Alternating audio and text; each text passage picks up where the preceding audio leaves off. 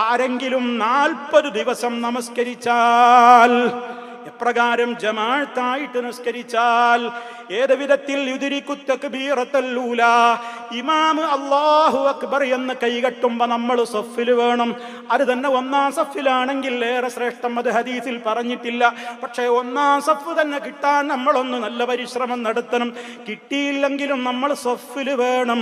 അങ്ങനെ ഇമാം അല്ലാഹു അക്ബർ എന്ന് പറയുമ്പോ നമ്മളും 40 ദിവസം 4 5 20 200 വഖത്ത് നിസ്കാരം ഇമാമിന്റെ കൂടെ തക്ബീറത്തുൽ ഇഹ്റാമിന്റെ നേരത്ത് നമ്മൾ സഫിലുണ്ടായിട്ട് നിസ്കാരത്തിൽ ചേർന്നാൽ കുതിബലഹു, മുസ്തഫ പറയാണ്, ആ മനുഷ്യന് നിർബന്ധമാക്കപ്പെട്ട് കഴിഞ്ഞു ബറാഅത്താൻ,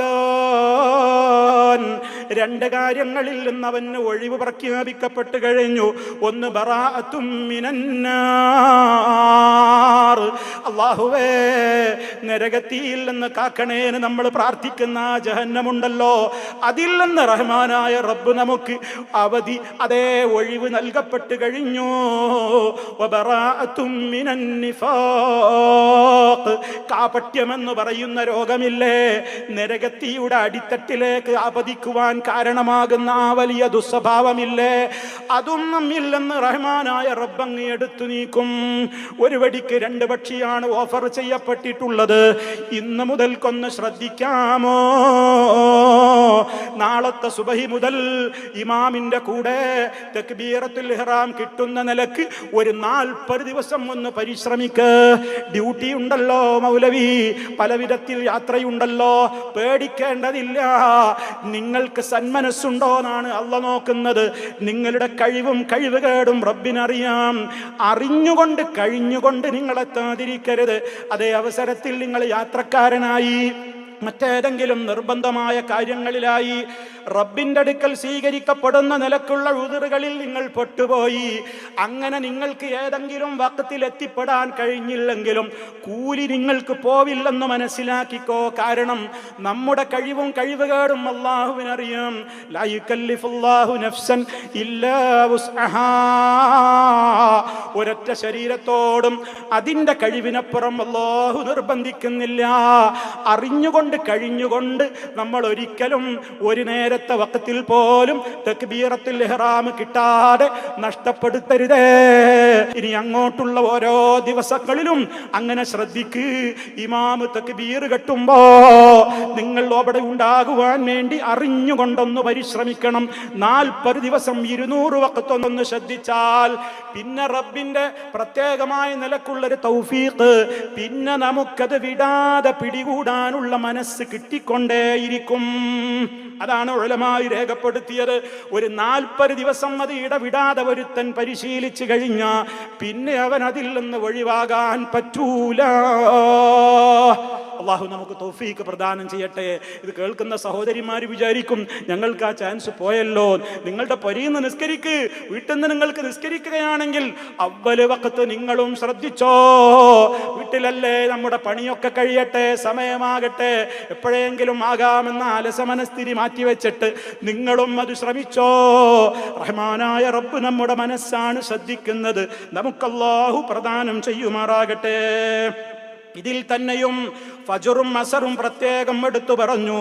ലഞ്ഞലി ജന്നാർ, നരകത്തിൽ പ്രവേശിക്കുകയേ ഇല്ല ഒരാളും സല്ലാ ഖബല തുലൂഇ ശംസി വഖബല ഗുറൂബിഹാ, സൂര്യോദയത്തിന്റെ മുമ്പ് നിസ്കരിച്ചവൻ എന്നൊക്കെ പറഞ്ഞത് സുബഹി നിസ്കാരത്തെ കുറിച്ചും അസർ നമസ്കാരത്തെ കുറിച്ചും അത് അതേ സൂര്യോദയത്തിന്റെ മുമ്പും അതുപോലെ തന്നെ സൂര്യാസ്തമനത്തിന്റെ മുമ്പും എന്ന് ഹദീസിൽ പ്രത്യേകം എടുത്തു പറഞ്ഞ ഫജ്റിന്റെ നമസ്കാരം, അസറിന്റെ നമസ്കാരം ഏറെ പ്രാധാന്യമുണ്ട്.